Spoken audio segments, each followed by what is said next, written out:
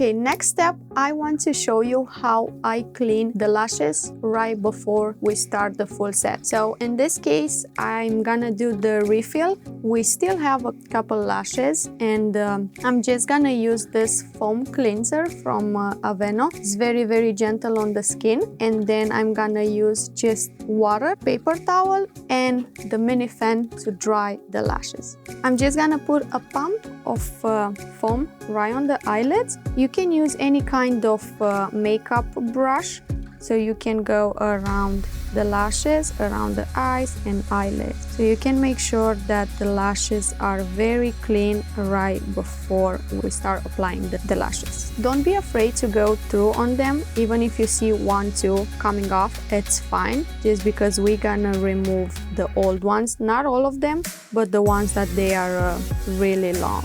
Okay, now her lashes are clean. I'm gonna use water and a paper towel. This is the perfect way to clean the lashes, especially for people that they like to wear a lot of makeup. So you have to make sure that the lashes are really clean. No oil, no residue, no obviously mascara. And now we're gonna do the second eye, same thing. You can see that we have a little makeup right here. Now her lashes are very, very clean. Not even one came off, which is good. Now we're gonna dry the lashes. I'm gonna brush them. I use this brush and the cover.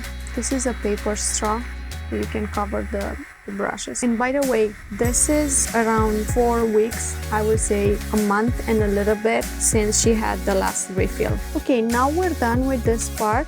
Next will be the priming and how to apply the foam tape and the gel patch.